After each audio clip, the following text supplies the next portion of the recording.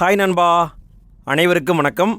நம்முடைய சேனலில் டிஎன்பிஎஸ்சியுடைய தமிழ் தகுதி தேர்வு வினாத்தாள்களை தினமும் நம்ம பார்த்துட்டு வந்துட்டுருக்கோம்.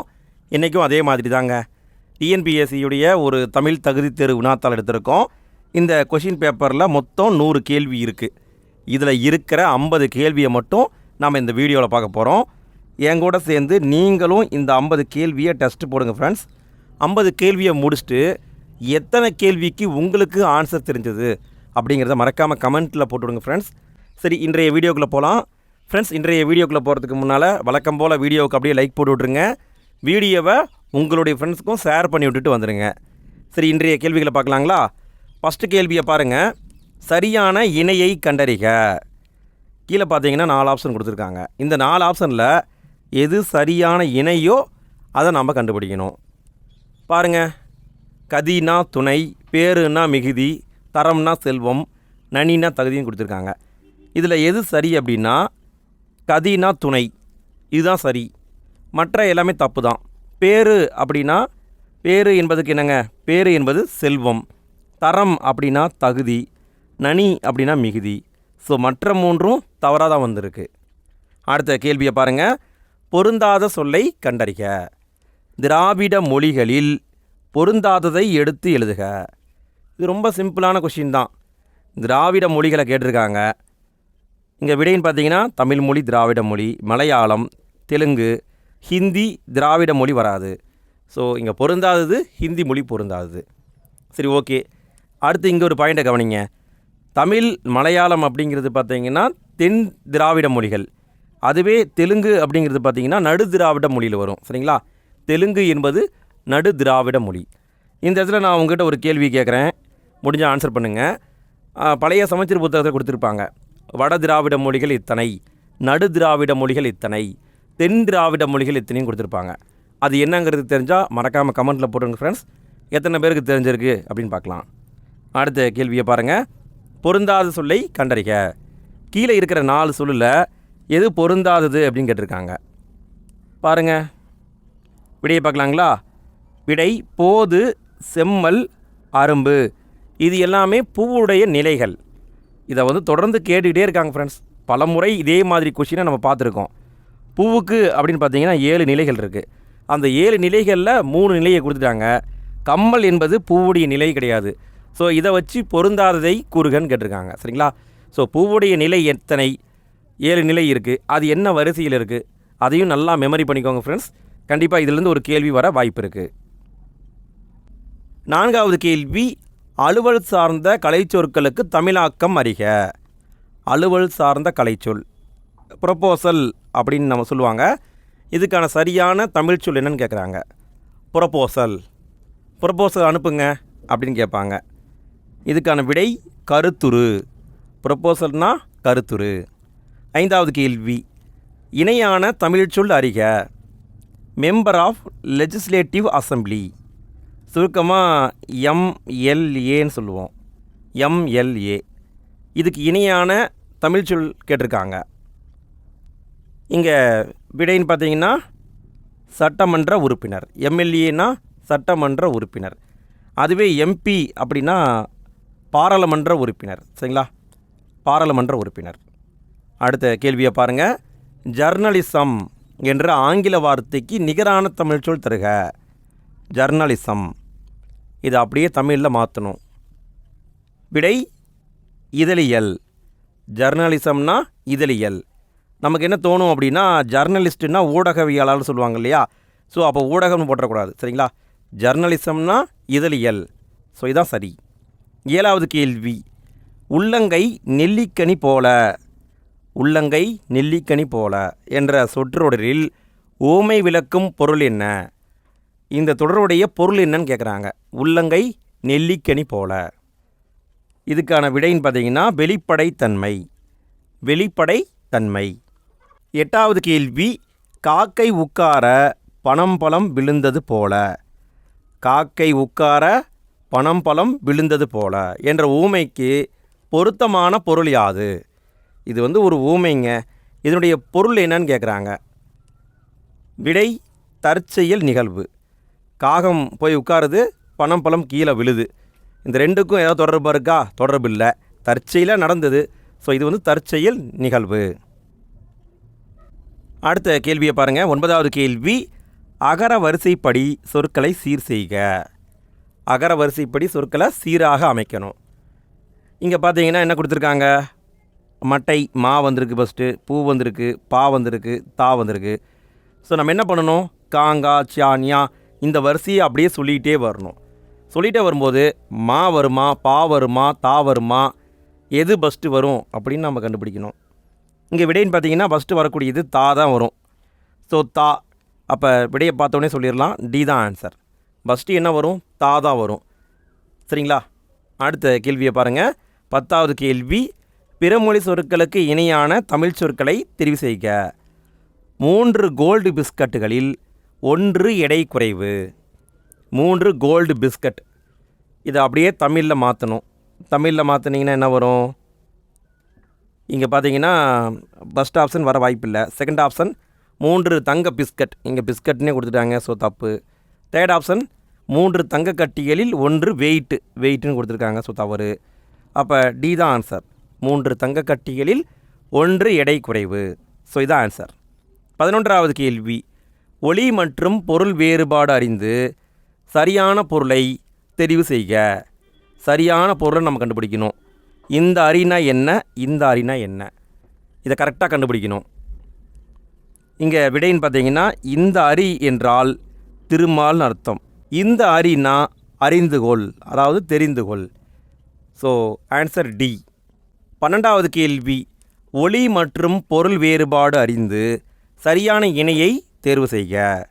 இந்த கூரைனா என்ன, இந்த கூரைனா என்ன, இதுக்கான வித்தியாசத்தை கேட்குறாங்க. இங்கே விடைன்னு பார்த்தீங்கன்னா இந்த கூரைனா எதை குறிக்கும்? வீட்டுடைய கூரை, வீட்டுக்கு மேலே போடுவாங்க இல்லைங்களா, அந்த கூரையை குறிக்கும். இந்த கூரை என்பது கூரை புடவை, கூரை புடவையை குறிக்கும். 13வது கேள்வி, சரியான வாக்கிய அமைப்பினை கண்டறிக. இங்கே பார்த்தீங்கன்னா ஒரே கருத்து தான் கொடுத்துருக்காங்க, ஆனால் 4 தொடராக கொடுத்துருக்காங்க. இதில் எது சரின்னு நம்ம சொல்லணும். இங்கே விடைன்னு பார்த்தீங்கன்னா விடையை கண்டுபிடிப்போம். போர்க்களத்தில் புண்பட்ட வீரர்களுக்கு களத்தில், களம்னா மட்பாண்டங்க, களத்தில் நீர் தரப்பட்டது. ஸோ இது கரெக்டாக இருக்குது. அப்போ மற்றதையும் செக் பண்ணிக்கலாம். சரிங்களா? அடுத்து 2வது கூற்றில் பாருங்கள், போர்க்களத்தில் இந்த லா வரக்கூடாது, தப்பு. அப்போ ஸ்கிப் பண்ணிடலாம். 3வது ஆப்ஷன் பாருங்கள், போர்க்களத்தில் புண்பட்ட வீரர், இந்த ரா வந்திருக்கு, இப்படி வரக்கூடாது, தப்பு. அடுத்து 4வது ஆப்ஷன் பாருங்கள், இங்கே பாருங்கள், போர்க்காலத்தில் லாவை மாறி வந்திருக்கு, தப்பு. அப்போ ஆப்ஷன் ஏ தான் சரி.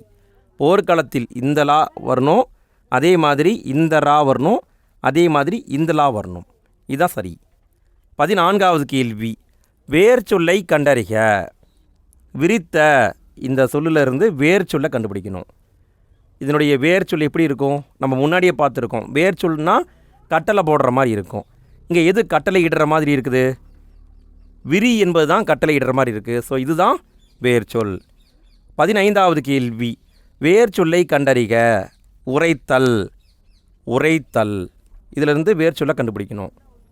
இங்கே விடைன்னு பார்த்தீங்கன்னா உரை என்பது தான் வேர் சொல். ஆர்டர் போடுற மாதிரி இருக்கா? உரை, இது வந்து வேர் சொல். 16வது கேள்வி, சரியான தொடர்களை தேர்ந்தெடு. மறைந்து, மறைத்து, இது வர்ற மாதிரி இருக்கிற தொடரை நம்ம கண்டுபிடிக்கணும். மறைந்தும் கரெக்டாக வரணும், மறைத்து இதுவும் கரெக்டாக வரணும். விடையை கண்டுபிடிக்கலாங்களா?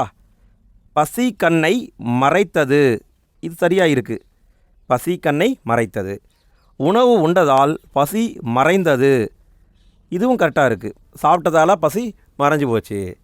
ஆப்ஷன் 3 பாருங்கள், பசி கண்ணை மறைந்தது, மறைந்ததுன்னு வரக்கூடாது, தப்பு. உணவு உண்டதால் பசி மறைத்தது, இதுவும் தப்பு. அப்போ விடைன்னு பார்த்தீங்கன்னா 1 மற்றும் 2 சரியானவை. 1, 2 சரி. 17வது கேள்வி, சொற்களை ஒழுங்குபடுத்தி சரியான தொடரை தேர்ந்தெடுக்கவும். கீழே பார்த்தீங்கன்னா ஒரே கருத்தை தான் கொடுத்துருக்காங்க, ஆனால் பிச்சு போட்டு கொடுத்துருக்காங்க. இது நம்ம எடுத்து கரெக்டாக ஒட்ட வைக்கணும். இங்கே விடைன்னு பார்த்தீங்கன்னா என்ன வரும்? விடை வந்து பி தான் ஆன்சர். இயற்கையின் அசைவுகள் அனைத்தும் அழகிய நாட்டியங்கள், இதான் சரி. இயற்கையின் அசைவுகள் அனைத்தும் அழகிய நாட்டியங்கள். இந்த பகுதியை பொறுத்த வரைக்கும் நீங்கள் நல்லா டெப்த்தாக 2-3 முறை படித்தாவே எது ஆன்சர்னு கண்டுபிடிச்சிருவீங்க. தப்பாக இருந்தால் படிக்கவே முடியாது, அப்படியே சுற்றி விட்டு குழப்பி விடும். ஸோ இதை வச்சே கண்டுபிடிச்சிடலாம்.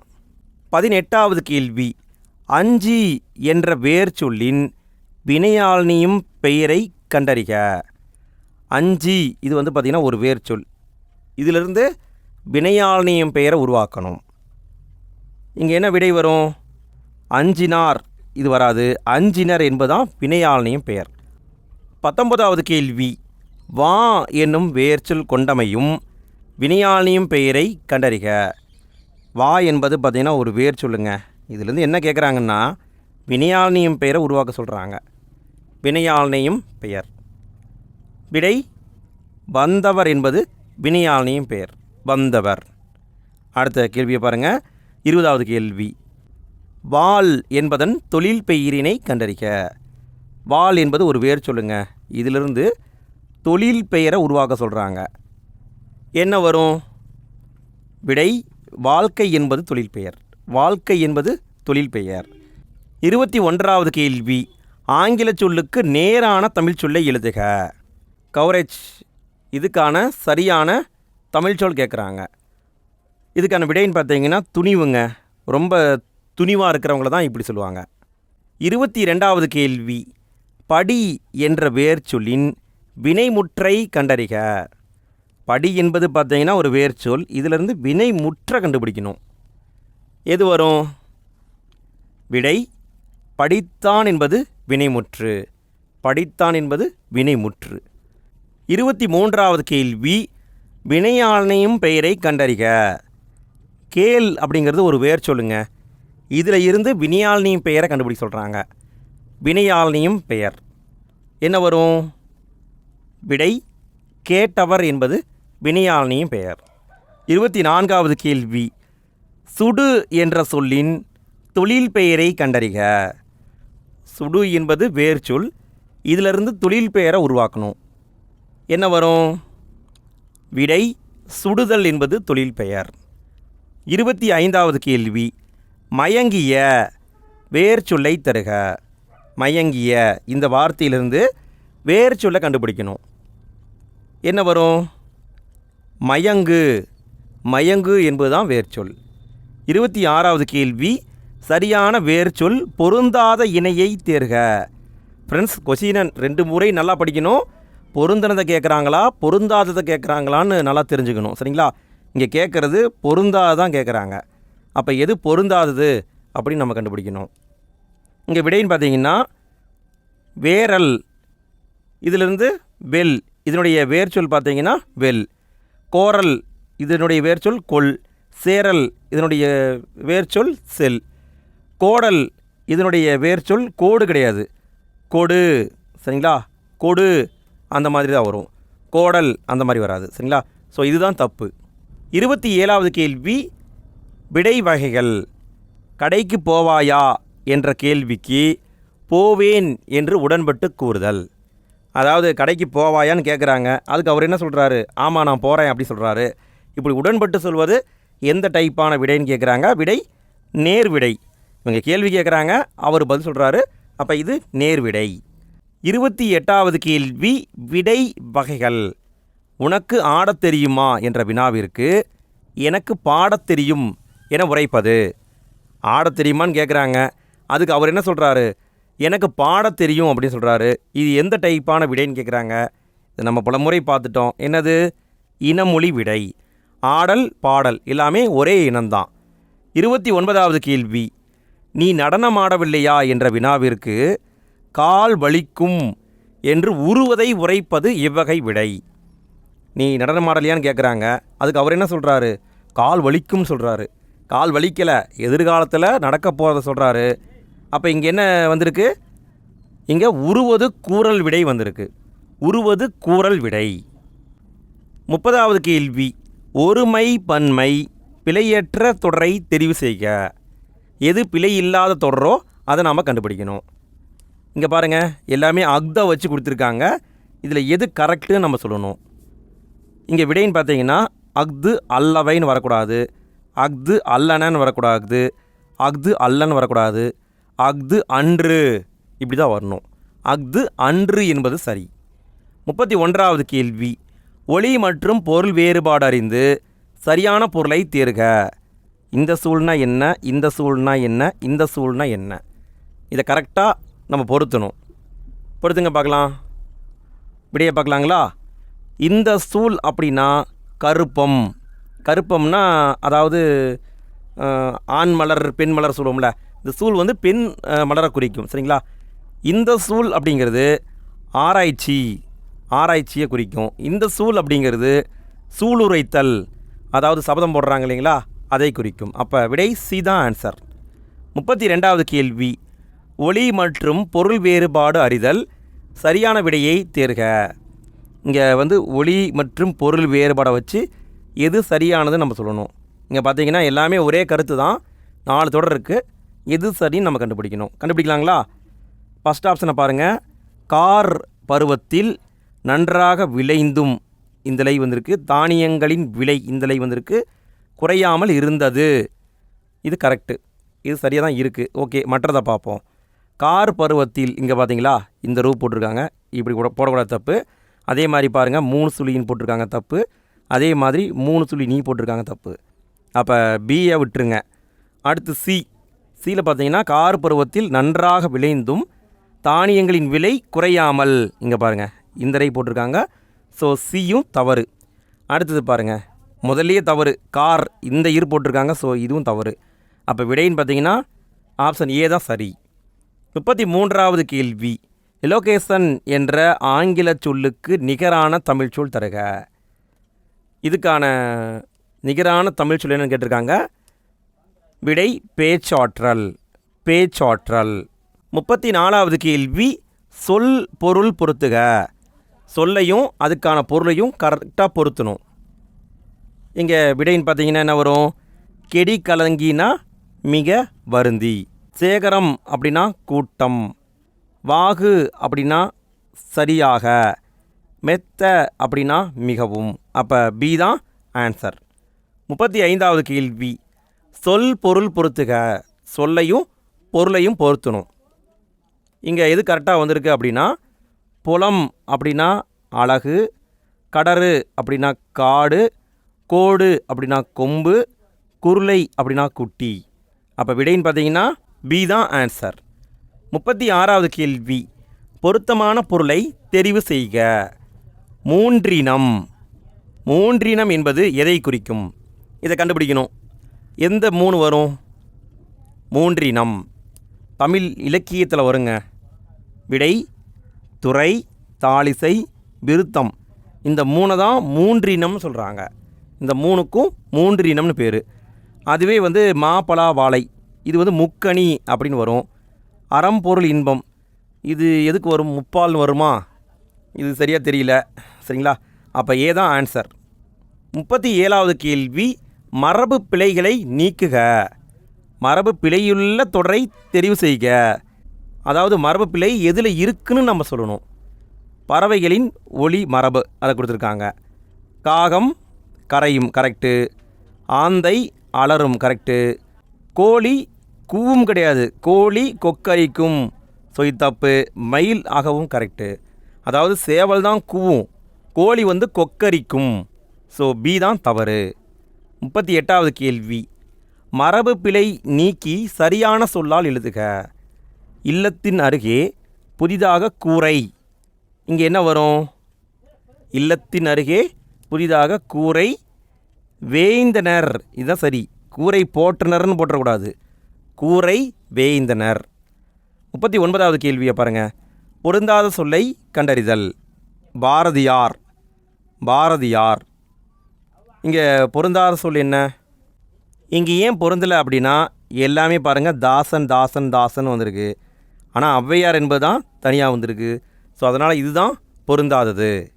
40வது கேள்வி, மடி என்னும் சொல்லிற்கு இரு பொருள் தரும் இணைகளில் சரியான இணையை கண்டறிக. அதாவது மடி அப்படிங்கிற சொல்லுக்கான பொருள் தரக்கூடிய இணைகளை கொடுத்துருக்காங்க. இதில் எது சரின்னு நம்ம சொல்லணும். மடி. இதுக்கான விடைன்னு பார்த்தீங்கன்னா, மடி என்பது சோம்பல், அதாவது கை கால் மடிஞ்சு போகுதுன்னு சொல்லுவாங்க இல்லைங்களா. அப்போ சோம்பலையும் குறிக்கும். மடித்தல், துணிகளை மடித்து வை அப்படின்னு சொல்லுவோம் இல்லையா. ஸோ அப்படி மடித்தலையும் குறிக்கும், சோம்பலையும் குறிக்கும். 41வது கேள்வி, இசை என்பதன் இரு பொருள்களை கண்டறிக. இசை என்பதற்கான 2 பொருளை நம்ம கண்டுபிடிக்கணும். இங்கே விடைன்னு பார்த்தீங்கன்னா பாடல், புகழ், இரண்டுக்குமே இசைங்கிற பொருள் இருக்குது. அதாவது இசைனா இசை பாட்டு, அதே மாதிரி புகழ்கிறாங்க இல்லைங்களா, புகழ்கிறதுக்கும் இசைங்கிற பொருள் இருக்குது. அப்போ இரண்டுமே சரி. 42வது கேள்வி, கீழ்காணும் சொல்லுக்கு இரு பொருள் தருக.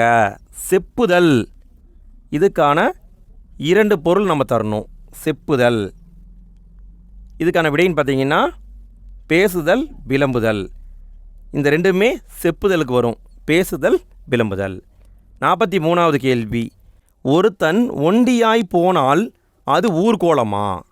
இது வந்து பார்த்தீங்கன்னா பேச்சு வழக்கு. இந்த பேச்சு வழக்காக இருக்கிறத சரியான எழுத்து வழக்கை கண்டறிக. எழுத்து வழக்காக மாற்றணும். எது சரியான விடையாக வரும்? ஒருவன் தனியாக போனால் அது ஊர்வலமா, இது கரெக்டு. சரி, மற்றதுலேயும் சரியான்னு பார்த்துக்கலாம். ஒருத்தன் வரக்கூடாது, தவறு. ஒருத்தன் தனியாக போனால் அது ஊர்வலமா, தவறு. ஒருத்தன் ஒண்டியாய் போனால் இது தவறு. ஒருத்தன் தனியாக போனால் அது ஊர்கோலமா, இதுவும் தவறு. அப்போ விடை ஏ தான் ஆன்சர். 44வது கேள்வி, ஒசரமா வளர்ந்துட்டான் என்பதற்கான சரியான எழுத்து வழக்கை கண்டறிக. ஒசரமா வளர்ந்துட்டான், இது வந்து பார்த்திங்கன்னா பேச்சு வழக்கு. நம்ம என்ன பண்ணணும்? எழுத்து வழக்காக மாற்றணும். எது சரியாக இருக்குது? உயரமாக வளர்ந்து விட்டான், இதுதான் சரி.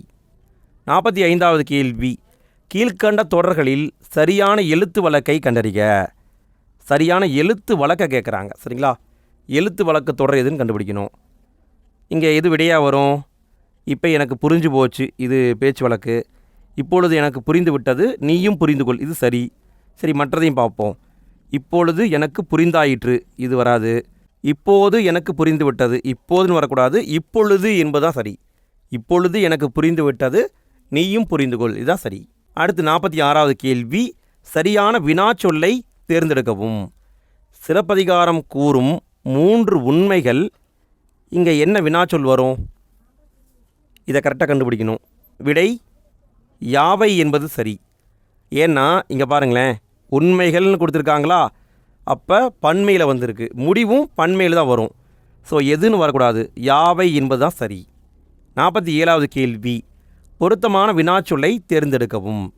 பாரதியார் படைத்த முப்பெருங்காப்பியங்கள், இங்கே என்ன வரும்? முன்னாடியே பார்த்துட்டோம், இங்கே வந்து கல் அப்படின்னு பன்மையில் வந்திருக்கு. ஸோ என்ன வரும்? யாவை என்பதுதான் சரி. பாரதியார் படைத்த முப்பெருங்காப்பியங்கள் யாவை என்பதுதான் சரி. 48வது கேள்வி, சரியான வினாச்சொல்லை தேர்ந்தெடுக்கவும். 4 வகை படைகள். முன்னாடி நம்ம பார்த்த மாதிரி கல் அப்படின்னு பன்மையில் வந்திருக்கு. ஸோ என்ன வரும்? 4 வகை படைகள் யாவை என்பதுதான் வரும். 49வது கேள்வி, சரியான நிறுத்தற்குறியிடப்பட்ட தொடரை கண்டறிக. எதில் சரியான நிறுத்தற்குறி போடப்பட்டுள்ளதுன்னு கண்டுபிடிக்கணும். சரி, ஒவ்வொரு ஆப்ஷனாக பார்க்கலாங்களா? ஃபஸ்ட் ஆப்ஷன் பாருங்கள், சொல் கேட்கிறேன் என்றான் கணியன், இப்படி வரக்கூடாது. அதாவது ஒற்றை மேற்கோள் குறி போடக்கூடாது, ஸோ தப்பு. 2வது ஆப்ஷனில் பாருங்கள், தேவையில்லாமல் கார்புள்ளி போட்டிருக்காங்க, அதனால் தப்பு. 3வது ஆப்ஷன் வந்து கரெக்டாக இருக்குது. சொல் கேட்கிறேன் என்றான் கணியன், இரட்டை மேற்கோள் குறி போட்டிருக்காங்க, கரெக்டு. அடுத்து 4வது ஆப்ஷன் பாருங்கள், தேவையில்லாமல் கார்புள்ளி போட்டிருக்காங்க, ஸோ தப்பு. அப்போ விடை சி. 50வது கேள்வி, கடைசி கேள்வி. ஃப்ரெண்ட்ஸ், வீடியோவுக்கு லைக் போடாத நண்பர்கள் வீடியோக்கு லைக் போட்டு விட்ருங்க. இந்த 50 கேள்வியில் உங்களுக்கு எத்தனை கேள்விக்கு ஆன்சர் தெரிஞ்சது அப்படிங்கிறத மறக்காமல் கமெண்ட்டில் போட்டுடுங்க ஃப்ரெண்ட்ஸ். இதே மாதிரி நிறைய வீடியோக்கள் போட்டிருக்கோம். அதில் ஒரு வீடியோக்கான லிங்க்கை எண்டு ஸ்க்ரீனில் வச்சுருக்கேன். நீங்கள் ஃப்ரீயாக இருக்கீங்கன்னா அதையும் டெஸ்ட் போட்டு பாருங்கள். 50வது கேள்வி, முத்தமிழ் இயல் இசை நாடகம் என்பதற்கு பொருத்தமான நிறுத்தற்குறிகளை இட்ட தொடரை கண்டறிக. எதில் சரியான நிறுத்தற்குறி போடப்பட்டிருக்கு நம்ம சொல்லணும். எது சரியாக வந்திருக்கு? இங்கே விடைன்னு பார்த்தீங்கன்னா ஏதான் கரெக்டு. முத்தமிழ் அப்படின்னு போட்டுட்டு இயல் இசை நாடகம் கரெக்டாக கம்மா போட்டிருக்காங்க. மற்ற என்ன தவறுனா பாருங்கள், முத்தமிழையும் சேர்த்து இதோட வச்சுட்டாங்க, ஸோ தப்பு. அடுத்ததில் பாருங்கள், இங்கே பாருங்கள், தேவையில்லாமல் ஹைப்பன் போட்டிருக்காங்க, தப்பு. அடுத்தது பாருங்கள், இங்கே பாருங்கள், தேவையில்லாமல் ஹைப்பன் போட்டிருக்காங்க, தப்பு. அப்போ ஏ தான் சரி. ஓகே ஃப்ரெண்ட்ஸ், இந்த வீடியோவில் 50 கேள்வியை பார்த்துட்டோம். மீதம் இருக்கிற 50 கேள்வியை நம்ம அடுத்த வீடியோவில் பார்ப்போம். அடுத்த வீடியோக்கான லிங்க்கு எண்டு ஸ்க்ரீனில் இருக்குது. நீங்கள் அதை டச் பண்ணி அடுத்த வீடியோவை பார்த்து யூஸ் பண்ணிக்கோங்க. ஓகே ஃப்ரெண்ட்ஸ், இன்றைய நாள் இனிய நாளாக வாழ்த்துக்கள். அடுத்த வீடியோவில் சந்திப்போம். நன்றி.